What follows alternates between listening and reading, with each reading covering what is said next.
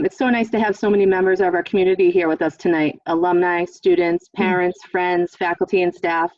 For those of you who don't know me, my name is Kristen Conroy. I'm the Vice President of Alumni Relations, and I'm delighted to welcome you to the 7th Annual Dorothy Day Lecture, established by the class of 1971. We have a very special program tonight, Bridging the Racial Divide, an evening of conversation with Heather McGhee, moderated by Jeff Smith, Associate Vice President of Diversity and Inclusion and Chief Diversity Officer here at Emmanuel. Tonight, you're going to hear first from Emmanuel's president, Sister Janet Eisner. After our program, we're going to leave some time for questions. Feel free to type your questions into the Q&A box. You can type them as the program's going. We hope to address as many as time allows. It is now my pleasure to introduce the president of Emmanuel College. During our centennial year in 2019, the Boston Globe called her Emmanuel's second founder. In recognition of her transformative leadership, the college named its iconic administration building in her honor. Please join me in welcoming the country's longest-serving women college president, Sister Janet Eisner. Thank you. So I am delighted to welcome all of you this evening to the class of 1971's Dorothy Day Lecture. It was initiated in 2013 to honor the liberal arts as the foundation and inspiration for meaningful social action. This series has fostered engagement on issues of social justice. And I'm so grateful for the committee members who themselves continue to be influencers of social change. And you began that while you were students here.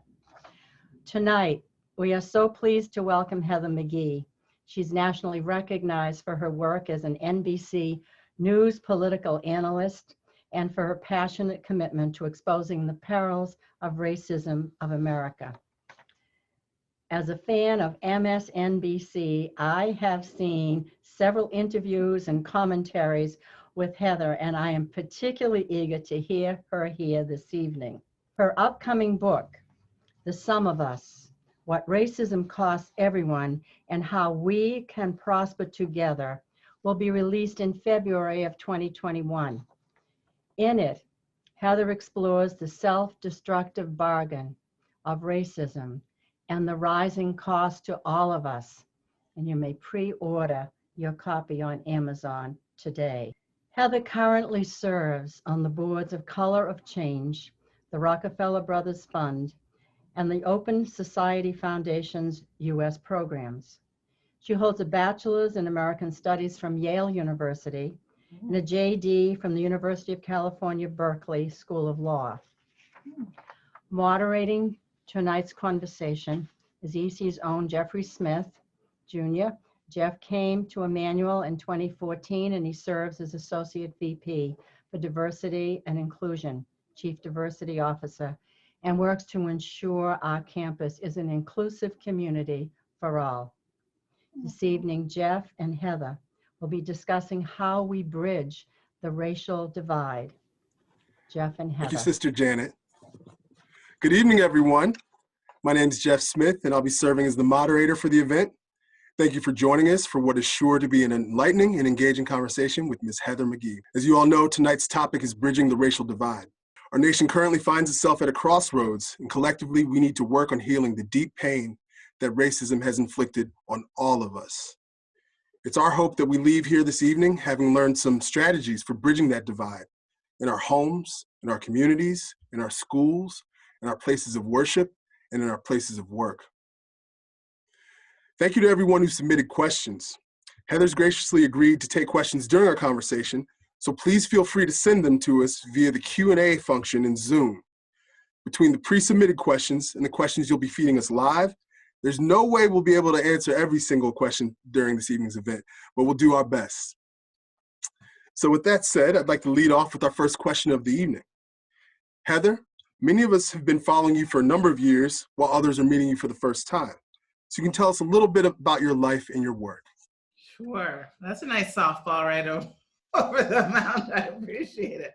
So first of all, thank you to Sister Janet. Thank you to the committee members of the lecture this evening, to all the distinguished alumni and students and faculty and greater Emmanuel community that's gathered here this evening. You know, I spent my high school years in Boston at Milton Academy. And so I know of Emmanuel very well, and I just think it's such an important institution in the community, such an important part of our long tradition in this country of, really, really morally focused, values-driven, education. And I'm just so honored and excited to be part of this conversation tonight. So thank you. And thank you to Jeff for being willing to, instead of having me tone on and on a lecture, just have this be some really good, dialogue, which I think right now more than ever is what's really needed. So to your first softball question, who am I? I am someone who's really in some ways, the product of my time. I grew up in the 1980s and 90s on the south side of Chicago, when the jobs that had made pretty strong working and middle class were starting to be stripped away and traded away through trade deals and offshoring and union busting, and also cuts to the public sector, where there were a lot of public sector workers who had found good middle class jobs. So I saw sort of what was going on at a time when the rich neighborhoods were seeming to get richer and ritzier, and then in the poorer neighborhoods, it felt like the schools and parks and playgrounds were getting more and more dilapidated. And so at a young age, not much younger actually than many of the students, I started asking why. What's wrong with our economy? And the answers at the time that were coming out of Washington really just didn't pass the smell test for me. There was a lot of blaming of sort of broken families and single parents. And I thought, well, single parents and quote unquote broken families are working as many jobs as they can. That's not obviously the answer. And so I started asking why. Why is it that in the country with the largest economy in the world, so many tens of millions of people are always right at the brink of losing everything, even though they do everything they possibly can? So I was lucky enough to join a think tank, which is an organization that dedicates itself to research and advocacy around big policy problems and finding solutions. And the think tank that I joined was called Demos. Demos is the Greek word for the people of a nation. It's the root word of democracy. And it had just started when I joined as an entry-level staffer at 22 years old, right out of college. And I worked my way up to the top. I became the president after 14 years of being there.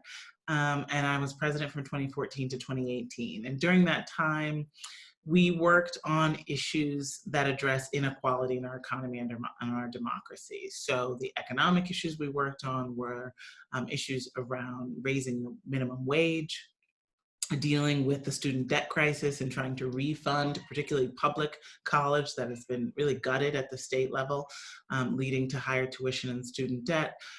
We worked on issues of democracy as well, money in politics, voter protection, voting rights, voter suppression. We did research, advocacy, and litigation. So that's where I come from. And I've spent the last 3 years, as Sister Janet said, writing a book called The Sum of Us: What Racism Costs Everyone and How We Can Prosper Together. And I'm sure we'll get into that a little bit later. So you mentioned your leadership at Demos, and you talked about the work that you did, and you were also instrumental in creating organizational change there.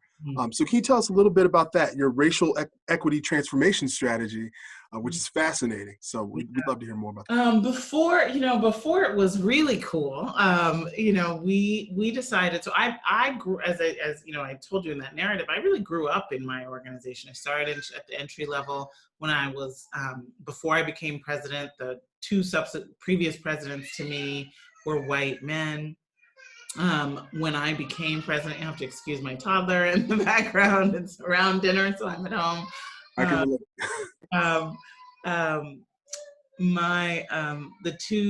When I became president of the organization, I was the only person of color on the executive team, and it was about 75% white.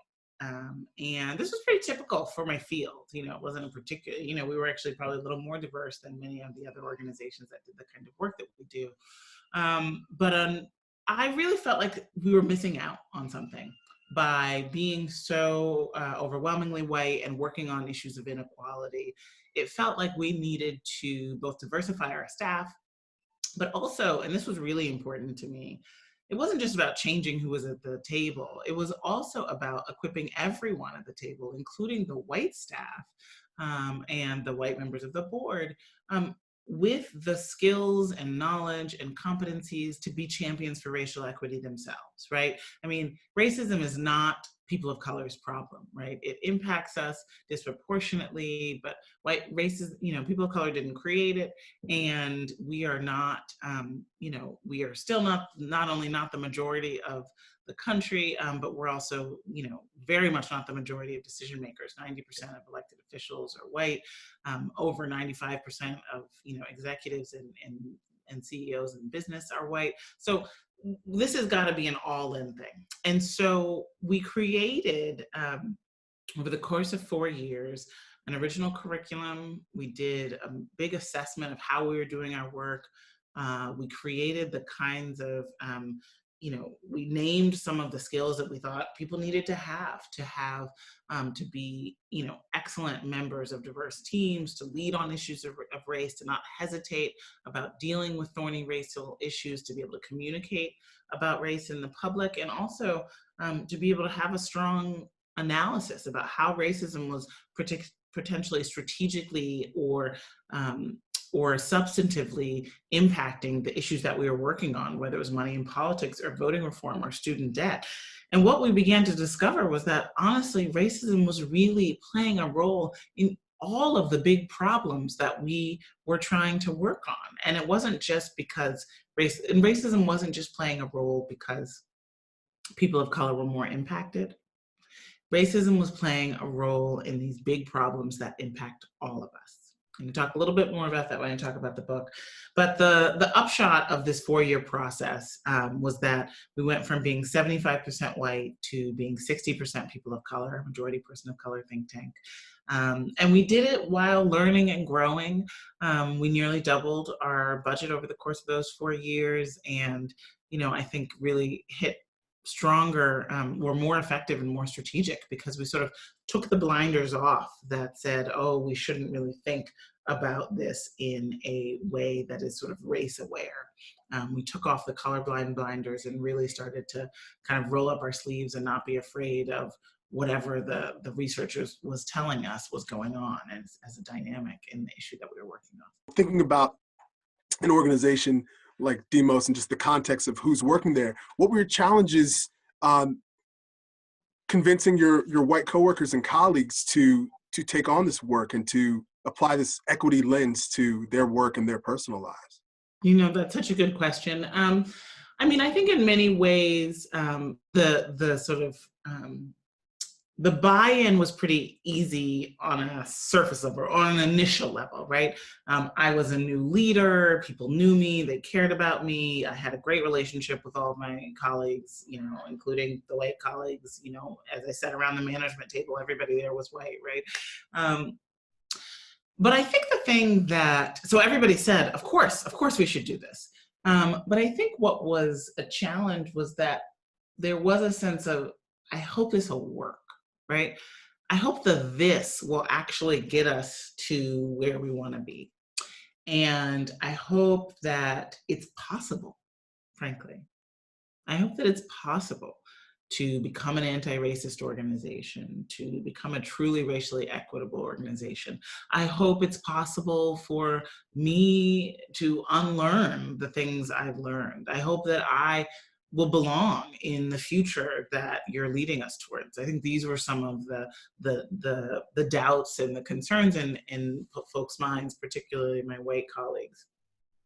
But I was clear from the very beginning. I said, as I said, right, this is gotta be, there's absolutely a place in my vision for this organization for white people to be champions for racial equity. I'll tell one quick story. So this was in 2014 that we started the work, and there was one young economist who was a young woman economist from the Midwest, very, very shy, extremely smart with the numbers in the spreadsheets, but also quite shy. And I said, as an example in a small group meeting, I said, to her, I said, in a year, I want to see you feel confident to go on Fox News and defend the Black Lives Matter movement. you know, and everybody sort of laughed because that was just like a crazy idea, right? To think that she, as someone, you know, who didn't even like to talk about her own statistical analysis in big meetings, would, you know, go into the hostile territory and do so, you know, talking about racism. But lo and behold, about a year and a half later, we got a request for Fox News. And I said, well, I can't do it. And I said, you know, would you like to do it? And she said, I think I can do this. And she was brilliant. And she had all the statistics, and she spoke as a white person defending a movement. You know, now, obviously, there are so many millions of white people who've taken action in solidarity with Black Lives Matter. But back in 2014, it was very unpopular with the majority of white Americans. So, you know, it's totally possible, and it feels good. It's strategically smart. And the best thing that folks said about the process at the end of my tenure there was that it had felt like a gift, that this kind of investment in unlearning what our society has taught, in getting the skills to live in a multiracial and diverse society, was a gift. And so I really want to applaud the folks at Emmanuel for making this investment in your community, because it really is a gift. I think that it's important to mention that you invested a significant amount of time. It wasn't just one training. It wasn't just one workshop. It was a years-long process. 4 years. It was really 4 years. It was a 2-year intensive process of learning and curricula. It was super ambitious and super necessary. I think one of the most important things was the first step was to realize that our mission for Demos, our mission was to create an America where we all have an equal say in our democracy and an equal chance in our economy. Mm-hmm. And if you think about it, you can't really achieve that vision without addressing racism and without having a racially equitable society. And in a more tactical way, you know, the policy change we wanted to see would require a multiracial coalition to support it, right? Right. And so, you know, both in like the, you know, over pie in the sky vision, we needed to address racism, but also in the path to get there, we had to be the type of organization that could help bring together a multiracial coalition to advocate in the State House for, you know, laws to expand the right to vote, right? That wasn't going to be something that white people were going to be the only ones advocating on. It wasn't going to be something that Black and brown people would have enough political power to advocate on, right? It had to be a multiracial coalition. And when you have a multiracial coalition and you have people who bring that, you know, those lived experiences and those biases all together jumbled up in one place, you know, stuff happens. And so we actually very tactically needed our staff members to be able to diffuse those issues, to anticipate them, to be smart about the power dynamics that come with group identity and power differentials. You know, it really, I think we might have lost Jeff, but I'm just going to keep going. It really did feel like it was, you know, tactically important to skill up in this area. So we did, we invested a lot. It was absolutely more than a training. We had sort of little cohorts and small groups that everyone was assigned to over the course of, you know, a year at a time. So people really got to dig in and do some deep learning together. We also, you know, made it not like oh, this is one thing we're doing over here. We're having, you know, a time to talk about race and diversity. We also brought it in and wove it through the work and through, you know, for example, that economist, I'll just, you know, bring her back in as an example. She was normally, her body of work was focused on wages, right? On trying to support the workers all across the country who were trying to get wage increases at, you know, places like Walmart and McDonald's, and were trying to, you know, win public reforms to get to $15 an hour. And so she had been doing that work for years without really having a racial equity lens. And then it was clear to her that actually if she read more about the history of America's sort of uniquely low wages in the developed world, that it is really linked to racism, and that one of the major impediments to the kind of collective action that's necessary in order for workers in a workplace to bargain with their employers are racial divisions, and that employers often use racial divide and conquer strategies, and that a lot of the people who were opposed to raising wages were using sort of dog whistle type stories and narratives about, burger flippers that were not, didn't deserve, kind of a living wage, that really sort of expressed what I know to be the core of racism, which is a sense of a hierarchy of human value, the idea that some groups of people are better than others. And you don't get a more kind of blatant expression of that idea than people who think that there should be people who work for virtually nothing, right? Who work all day and are not able to keep the lights on at night when they come home. That's an idea that in the United States is as old as slavery. It's an idea that is as old as our tainted economy. And it took a multiracial coalition to win, to raise wages to $15 an hour. But thankfully, we did in hundreds of communities across the country and some of the biggest workforces that there are. So I'm going to just go ahead myself and grab something from the Q&A. I'd like to hear her speak her view on property taxes and its relationship with unequal access to education. Thank you, Jose, for asking that question. So this is one of the many ways that the hand of racism held the pen as the rules were written that still impact us today, right? So obviously, hopefully, as everybody knows, public education was segregated for most of America's history, not just in the American South. It was, most sort of, violently segregated and explicitly segregated in the American South, but all over the North and Midwest, and West, all over the country, you had effectively segregated schools. And one of the ways that after integration, I say after integration, knowing that schools are still quite segregated. I'm sitting here in New York, which is the largest and most segregated school system in the country, in New York City, not in Mississippi.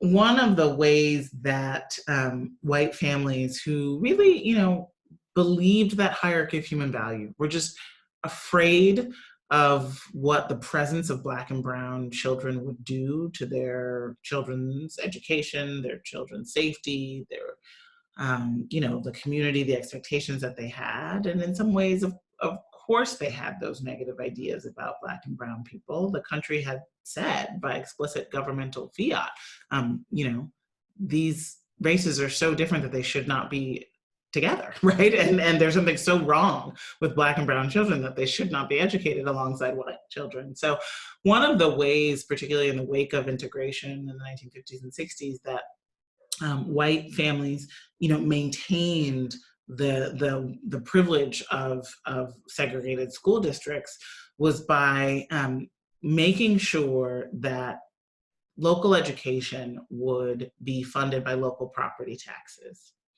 and that the districts that served white children would be drawn really narrowly around white neighborhoods. And so it would basically sort of putting up an invisible wall around the wealth that was sitting in wealthier white neighborhoods and saying, we're not going to share our property taxes with your children, your Black and brown children. And this is still today a completely socially acceptable position to hold among, white families, that, we want neighborhood schools, we want the best for our children. And one of the things what the impact of that has been that in the majority white school districts, $23 billion more goes to majority white school districts than majority of color school districts across the country every year. That goes, calculates down into about over $2,000 per student. And majority white school districts are much smaller, serving about a little over 1,000 students per district, whereas, majority of color school districts are serving as many as 10,000 at the average level. So what that means is that school districts that serve students of color are having to serve more students with less. And, you might say, well, this is those families' money. Shouldn't they be able to use it for their own children? Let's put aside the idea that we should all have an investment in the future of our country's children. Those are our children's future neighbors and coworkers. Those are our future, people that we're going to be in a citizen relationship with, and have to solve big problems and have to depend on when crises hit. But also, it's really important to recognize where that wealth that's being walled off came from in the first place. And that came from an explicitly racist white supremacist system of wealth building and property allocation. There's a wonderful book. I know people are often looking for books to read, and sadly my book is not out yet, so I can't plug that yet. But there's a wonderful book called The Color of Law by Richard Rothstein, which talks about how government segregated America and how basically the white middle class was created by a series of government grants and policies that were explicitly whites only. That for the most of the 20th century, the government did something called redlining, which said to banks and to real estate developers, do not lend to Black and brown neighborhoods because they're a credit risk. This was a totally unsubstantiated, uneconomically validated idea. It was just sort of an assumption that less desirable people would be a credit risk. And so Black and brown neighborhoods were not able to get investment, development. Black and brown homeowners were not able to get, people were not able to get mortgages except, in the fringe economy and very predatory loans. And so much of the wealth that is sitting in the houses of white families today, if you look at those original deeds, most of them will have covenants in them in the contract saying only to be sold to someone of the Caucasian race. Right? And this is not ancient history. This is not slavery. This is 1920, 30, 40, 50, 60, and 70. And so if you think about it that way, we took a racist system, an explicitly white supremacist apartheid system.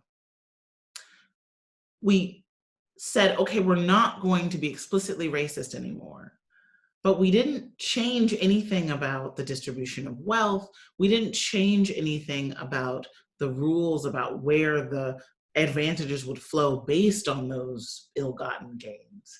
And so today, children are suffering because of that racist legacy. And also today, because nominally it's no longer a racist system, right? People aren't explicitly forbidden from lending to Black and brown people. They're not explicitly forbidden from developing, in Black and brown neighborhoods. We can say this is not a racial issue. This is just about wanting local and neighborhood schools. But the upshot is that history always shows up in your wallet, and that the average white family has a dollar, where an average white family has $1 in wealth, the average Black and brown family have less than a dime in wealth. And that's not about education and hard work and income. In fact, a Black family that has gone to college has about the same amount of wealth as a white family where the head of household has dropped out of high school. This is really about intergenerational wealth that has come from an explicitly racist system. And I think Jeff is back. He has found a way to persevere. I love it. I think maybe his power. Finding a way. Did the right now, power's out on the street. Yeah. Wow. Yep. So let's see. Can you see me now? I'm outside. I see. That is great. Well, Yeah. Jeff, I just took one of the questions, and I want to. I think we should keep going. It may be hard for you to read the Q&A if you're on your phone, so I can just go ahead and keep doing it. I'll combine some really quickly. There's one about white fragility and people who live in a white bubble. I do think white fragility is a super helpful, kind of door opening book to these concepts. It's by Robin DiAngelo. It's a bestseller now. The concept is simple, really. It's basically that because white people have, 75% of white people live in majority white neighborhoods. There's a lot of social segregation. Even when you know a person of color, you don't necessarily talk about race or racism. And so the idea is that it's often very hard to talk about race and racism for white people. And there's a sort of set of psychological effects that happen and reactions that happen when confronted with racism or when called out on something that you've done that expresses a bias.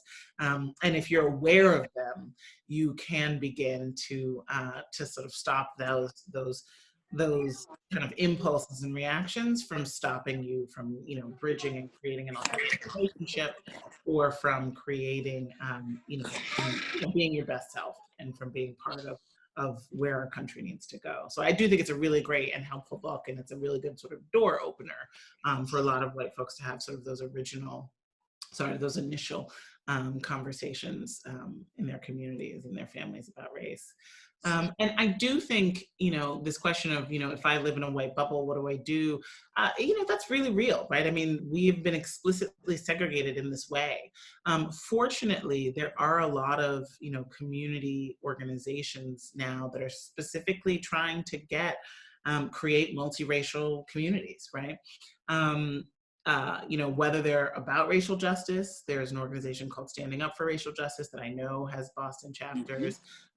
There's a lot of ally groups that are specifically sort of, trying to organize white people in and around racial justice. Black Lives Matter itself, the ability to be, to volunteer with Black and Brown-led organizations is one that could bring you in close proximity and relationship with people unlike yourself. So my answer for anxiety, for fear, for apathy, for despair is get involved. And, it can be awkward at first, when you're not used to being in a diverse room or being a minority in a room, but ultimately you're not there for yourself. You're there for the country that you want to make and the society and the community that you want to make. And so sort of rolling up your sleeves and getting to work is one of the best ways to really feel involved and to change your life and to change our society. Ranked choice voting. I love ranked choice voting. Ranked choice voting is really, really important, right? We have this winner take all system where what happens is basically, if there are two people running, if I, win more of the vote than you do, great. If there are three people running, the person who wins could be someone whom the majority of people didn't want to be the leader. And I think we need to have more political parties in this country. And I think we absolutely need to have ranked choice voting. I think it's very helpful for creating, more. It's very helpful for helping, for creating, allowing more independence and people who are not part of the political establishment to win, and it helps put a little bit of the fear of God in incumbents and folks who are sort of hoping for low turnout to mean that they can win.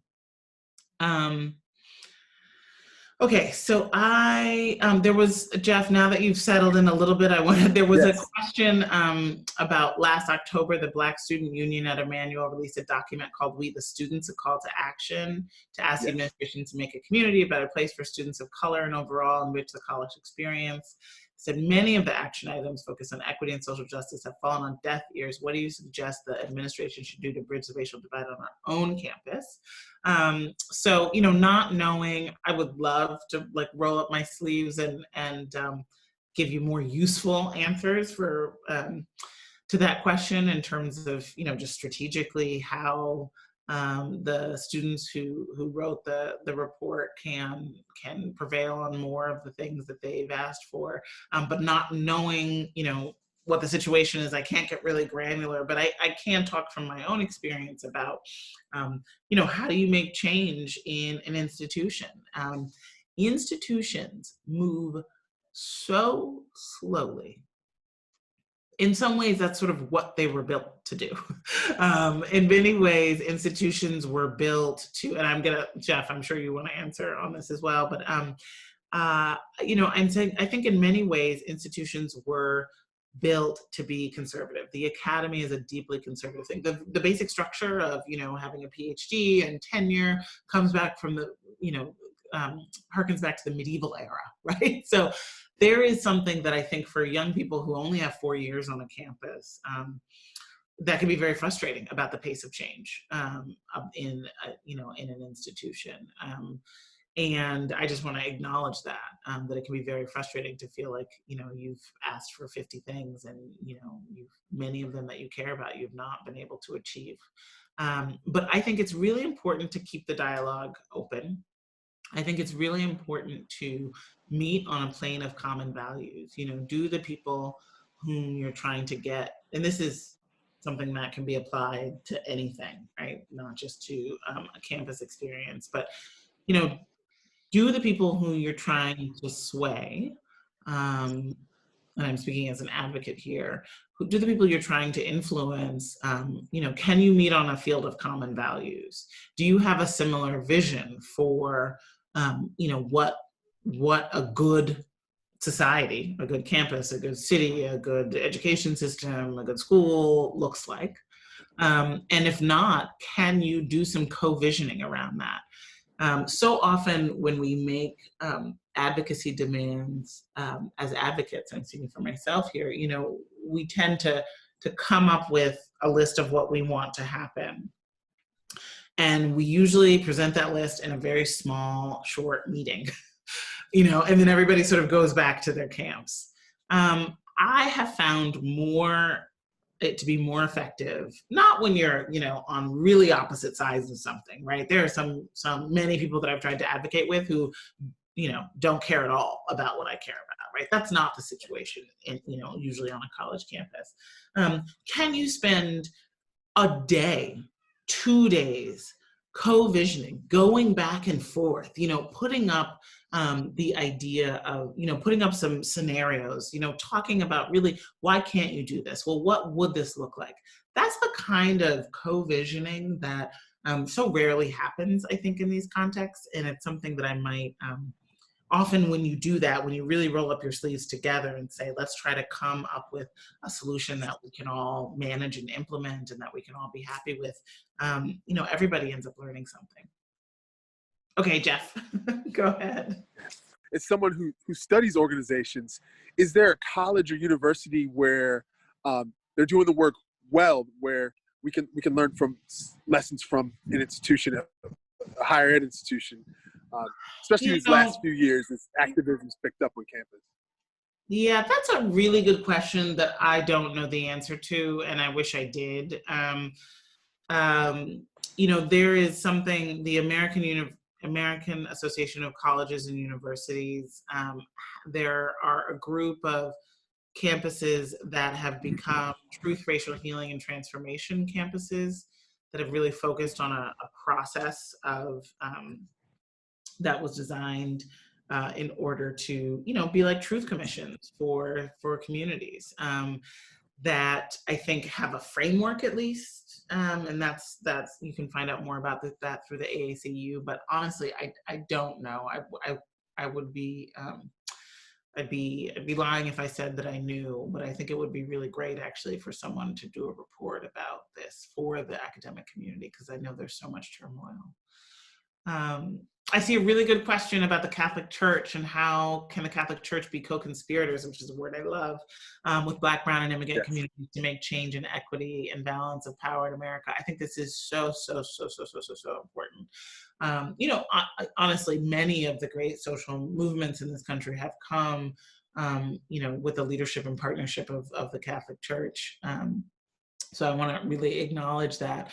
I think it's, you know, I think hopefully we are near the end of the administration that has committed moral, spiritual, religious, and human rights atrocities in our names as Americans. And hopefully because the belief system that led to the separation of families, the dehumanization of immigrants, the shutting of our borders to Muslims, to refugees entirely, because that spirit is not going to go away when the administration goes away. I personally think it's really important that there be accountability for what happened, and that there be a public reckoning with the atrocities around the refugee and ICE, the Immigration and Customs Enforcement agency over these last years. And I think the Catholic Church could play a role in calling for something like that, because oftentimes the political class doesn't want to be seen, politicians don't want to be seen as sort of going after other politicians for things they've done. There's sort of a sense of, ultimately we're all, just doing our best here, and let's move forward and work on the future. But there has to be a reckoning. There has to be accountability. Jeff, nice work getting in your car with the light. We can now see your face. So someone asked, at Emmanuel, we aspire to be more diverse, but given our current demographics, that requires a predominantly white employee network taking leadership. And I totally want to answer this one because I think it's really important. First of all, I talk a little bit about this in the guidebook that we wrote in the sort of last days of my time running Demos. We wrote a guidebook about our process, and you can find it at demos.org/transformation. One of the most important things you can do is to actually just, find recruiters who have those networks, right? I think everyone ultimately should feel responsible for diversifying their networks, for going to more conferences that, attract people of color on the issues that you work on or in the field that you're in, for just making sure that your professional network is not, as white as, the family you grew up in, right? Like that's just an important part of the job and of being a citizen and a resident of this community. But I also think that sometimes when you really want to make change quickly, you do need to just find recruiters, or even just people who, maybe they're not people who, held themselves out as recruiters and, charge an arm and a leg, but they may be like retired people from, a certain school, or someone who's willing to take on an extra job, or a contract, who's just a very well-networked person in the community that you're trying to recruit from. And just focus, right? Make a plan about it. We also created a rule, much like the Rooney Rule in the NFL, where we had to have diverse pools, right? We couldn't advance an applicant pool from, the resume stage to the interview stage unless it was racially diverse. Because so often what happens is you put up a job description, the first 50 people that apply are white, and then you keep moving from there. And it was like, no, we're going to stop. We're going to wait until there are more people of color in the pool. We're going to do, outreach. We held every manager accountable for, what outreach have you done to try to, find more candidates of color to come into the applicant pool. We did that, sort of targeted recruitment strategy. And then also, we celebrated our wins. And another thing that's really important is, for the second part of the person's question is, how do you, as a white person, feel like you're not kind of tokenizing someone?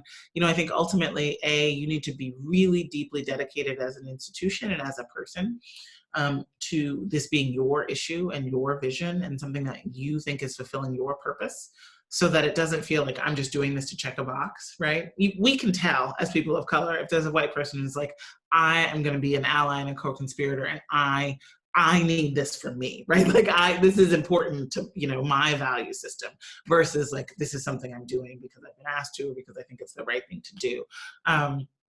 So that's the first piece, like that mission alignment piece. Can you achieve your own mission and purpose in life while having, totally white colleagues, right? And having an institution that doesn't reflect the diversity of Boston even, much less of the country.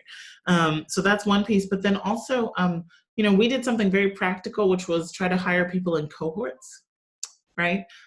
So if we had 10 job openings, and we were lucky enough to get, 5 or 6 of them to be people of color, we would sort of stagger start dates so that people could start in a group of people of color, a group of Black or brown people, because it's some people are okay with being the only, and the first, but a lot of people are, that's a tough situation for everyone. So that sort of cohort mentality actually ended up being a very successful strategy, I think. But on a related issue, so some politicians and conservative activists are calling for an elimination of trainings, workshops focusing on diversity, equity, and inclusion.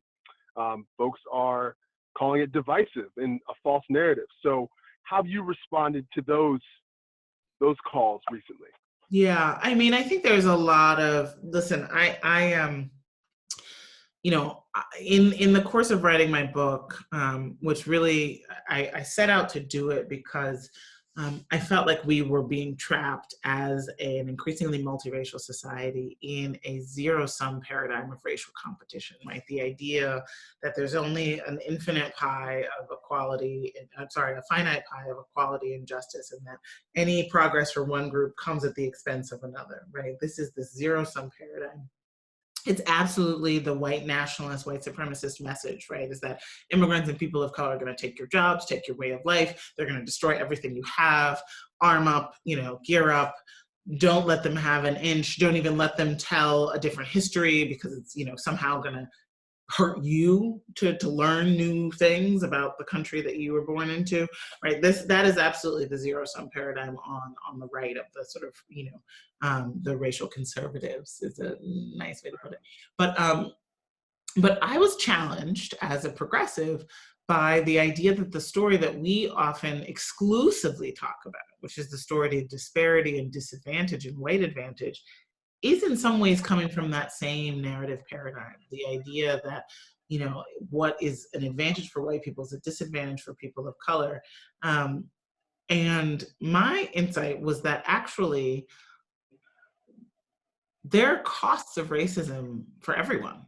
And there are costs of racism for white people too. That this society, this system that we have, whether it's our broken democracy that has, poor voter turnout, riddled with voter suppression, which is ultimately and originally about, suppressing the Black and brown vote, but, keeps all of us, having to jump through hoops in order to cast a ballot and to have that vote be counted.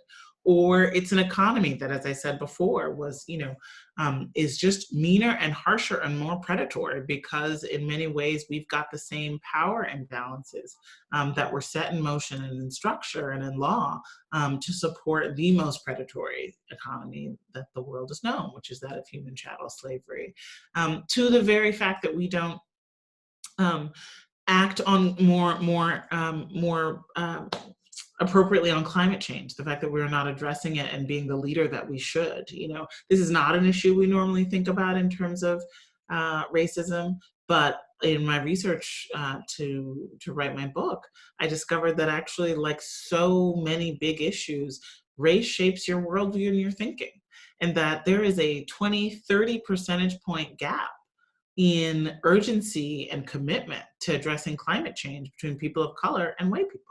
And that if it was only up to white people, we actually wouldn't move to address climate change, because the slim majority, like 53% of white people, are skeptical, doubtful, not alarmed, or think it really exists, but it won't really affect them, don't rank it as a priority. Whereas people of color, who have often had to live in sacrifice zones, and we know that Black and brown people are 1.5 times more likely to live in places that they have to breathe polluted air and drink polluted water, it's much more urgent. And so these are all these different ways I identified that racism is a bug in the system that is making our entire system poorer and more dysfunctional, and is stopping us from solving some of the biggest challenges we face, that is fostering and driving inequality, climate change, and corruption in our democracy. And so I think it's really important for there to be a way in, a way back, for people who have been sucked into the vortex of a story of white supremacy that has been sold, aggressively marketed from right-wing media and right-wing meme factories on social media, including ones not in this country, that are, and then obviously in the White House, that are, we need to have a way back for people, for white people who have felt like they are protecting their own interests by being counter to progress for people of color. And I do believe that, this question of what is the story of America is a really fundamental one, because, actually I've yet to see it. I've bookmarked it, but I'm gonna watch it, but I saw some of the quotes from it. Vice President Joe Biden gave a speech last night in Gettysburg about, about our racial divide. And one of the things he said that I was very moved when I read it was that, and I'm paraphrasing here because I don't have it in front of me, but said something like, and I have said this before, and I've heard many other Black people say this, but to hear it from a white man was really quite moving. He said, I'm sure in his very avuncular Joe Biden way, he was like, come on, man, who,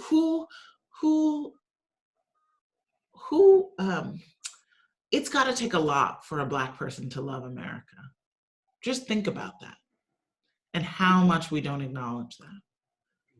Now that's, profound, right? It is profound, because as the descendant of people whose, torture and rape and stolen labor, built the wealth of this country, I still love this country. And to have it acknowledged that the, whitewashed version of our history that doesn't own up to the centrality of slavery and genocide to how this nation's wealth was created, and that doesn't own up to how much our great constitutional founders left holes in the bedrock of our democracy in order to make room for slavery. That doesn't acknowledge how much racism was the explicit government policy in the wealth building of this country for most of its history into this, into my childhood, right?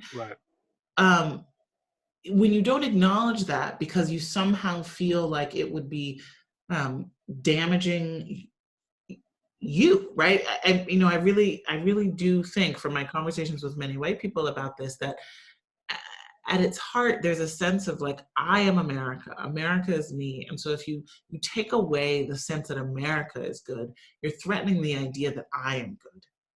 Right. And ultimately, to that I say, A, you are not America. We are America. My truth is just as much of the American truth as yours. And B, as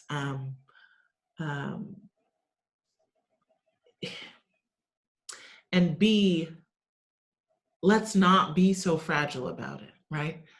What America is more beautiful and profound because of the resilience, because of all that we've overcome. So don't deny the parts that make it, that make the story, right? The hero has to overcome something, right? I mean, don't deny the challenges that we face. Don't deny where the grit comes from.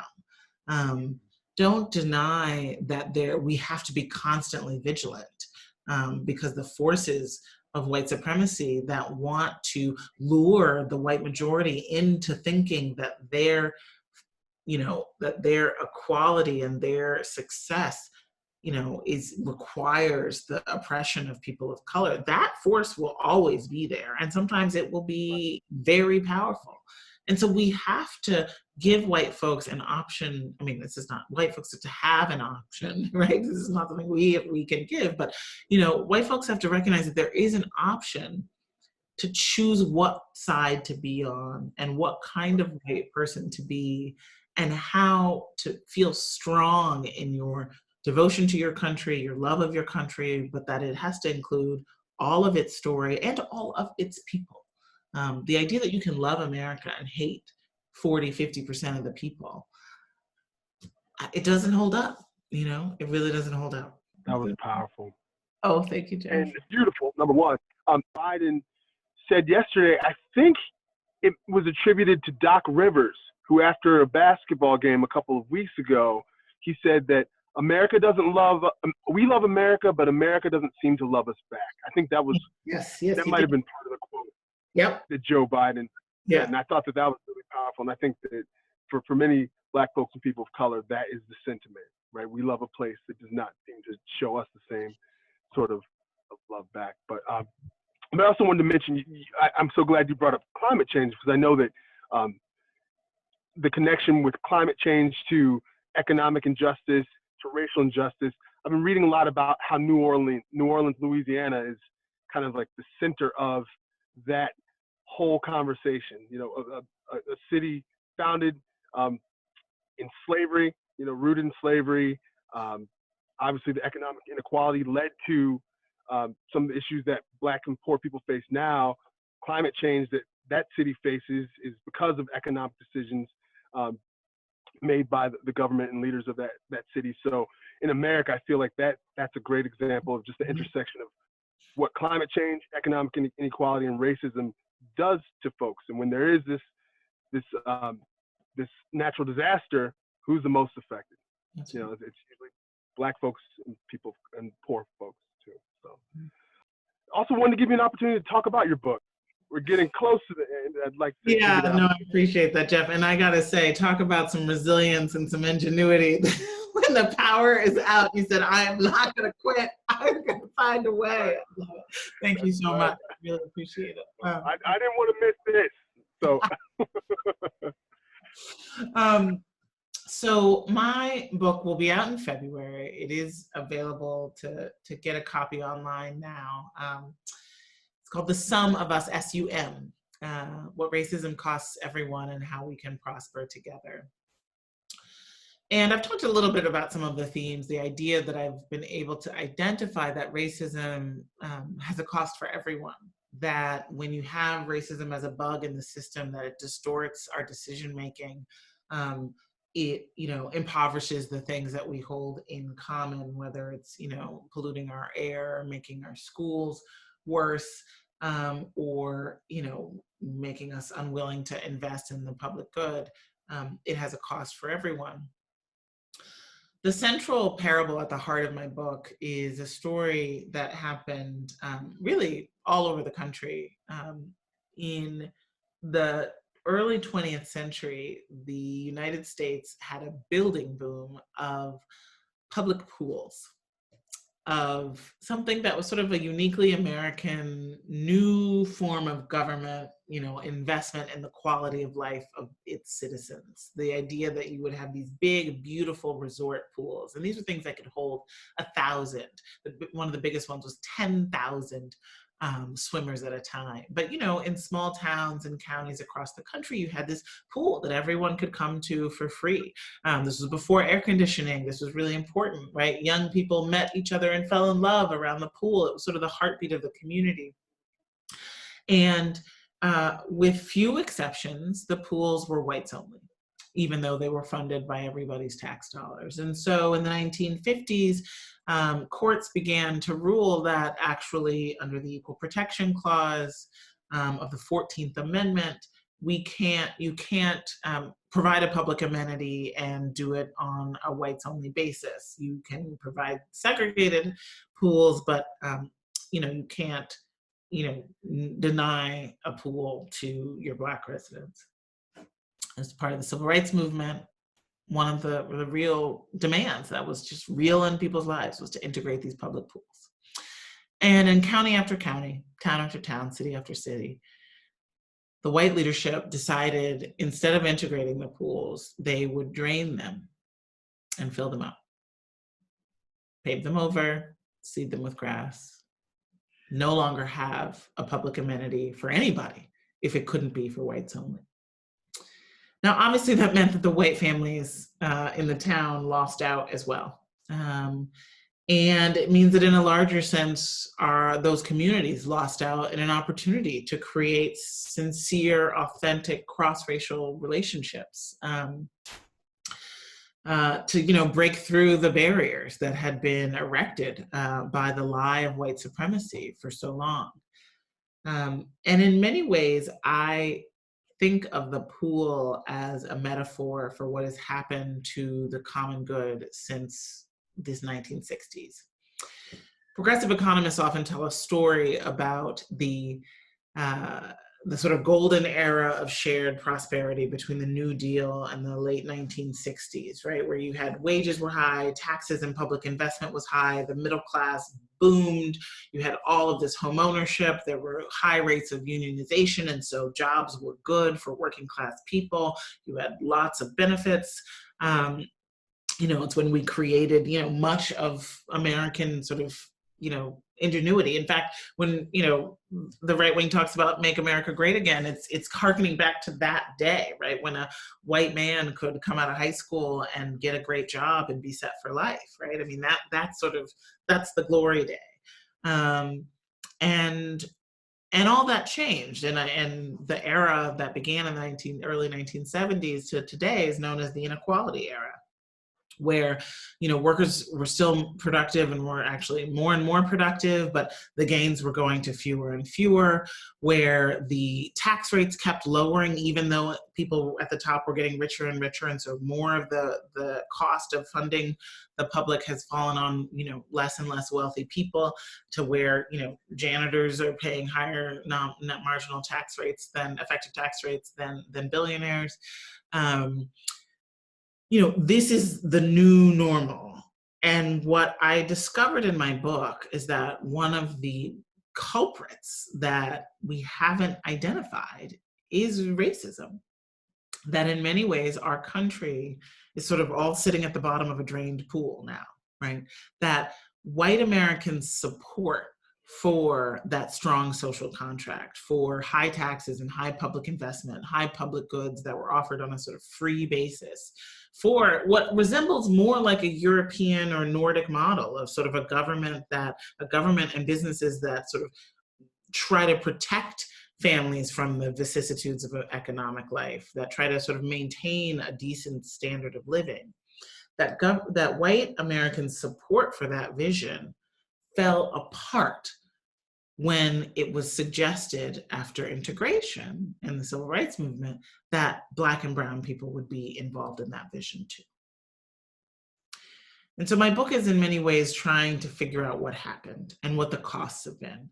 And what is so inspiring to me across my journey, and I really did travel across the country, from Mississippi to Maine, California, and back again, was I found people who had really rejected the zero-sum paradigm of racial competition and had really discovered that in getting over the racial divide, they were stronger than they'd ever been before, and that there were things that they could win for their communities and their workplace and, their families that they couldn't win in these racial silos. They couldn't win on their own. Whether it was, a community of advocates taking on a big polluter in Richmond, California, or it was groups of workers in Kansas City who were working in fast food companies.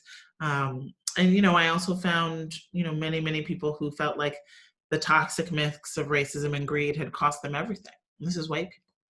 So my book is out in February. I really did write it with an aim for students in the academic community. Like, so often the kinds of books that I read in college felt like they were giving part of the story, and I kept wanting to sort of keep adding. And I'm not saying that my book tells the whole story, but it does aim to talk about all the issues, from climate change to why we don't have universal healthcare in this country, to why our education system and our residential patterns are still so segregated, to what's going on in our criminal justice system, to why it is that the financial crisis was allowed to happen when it started in Black and brown communities a decade prior. Why it is that wages are so low and unions are so weak when they have been essential to creating a strong middle class. The whys of all those, for me, in the research that I did, kept coming back to racism. And so I was talking to my editor the other day, and he said, in some ways, when I finish your book, Heather, I feel like racism is the low-hanging fruit, and that it's actually kind of clear and easy that if we can overcome that, it unlocks progress on all these other things. and that it's actually not so hard. And that's one of the things that I really do believe that I think is very counter to kind of the way we experience the conversation about racism. And I'll end it here, is that I do believe we can overcome. I don't think that it is overwhelming and impossible and intractable. This belief is wrong. The belief in a hierarchy of human value is simply wrong. And we have jettisoned old wrong beliefs before. Now, the reason why it is still with us, this belief, is that it has been in the narrow pecuniary self-interest of a small group of people to keep selling that idea for their own profit. And as long as that group of people still has the access to the microphones and the biggest bullhorns in our society, racism will still be communicated broadly. It'll be dressed up. It'll be, wrapped up in moral terms. It'll be made to seem like common sense. It'll be made to seem like self-protection. And, the biggest enemy of that false story is the truth, which comes back to the question you asked me, I don't know how long ago, Jeff, about, the war that the administration is fighting against critical race theory and diversity training and things that try to tell a fuller story about America. But it's a narrow story. It doesn't hold up. It requires an entire army of propaganda to perpetuate itself. And ultimately, it's not the story that is going to have America fulfill its promise. And so I believe we will overcome that story. Wow, thank you. I think we'll conclude there with a bit of optimism. We're less than a month away from the election, and I think that we're all scared. We're all scared of what could be coming for a lot of reasons. COVID, just the rhetoric coming from the White House and other places. But your optimism is inspiring me. It's energizing me, Heather. So thank you so much. Thank you so much. Jeff. And thank you for your flexibility. What an interesting night. I will never forget this evening. But again, just want to remind people, yeah, I know, right? I'm sitting in my car right now talking to Heather McGhee. But just want to remind everyone that to be on the lookout for your book, The Sum of Us, What Racism Costs Everyone and How We Can Prosper Together. And that's in February. And I will turn it over to Kristen Conroy for closing remarks. Thank you again, Heather. Thank you, Jeff. Way to persist. Amazing. Two have in my car, which has just been, this power outage has been amazing. But this concludes our program for the evening. Thank you so much, Heather. That was an unbelievable conversation. We're so thrilled to have had the opportunity to learn from you.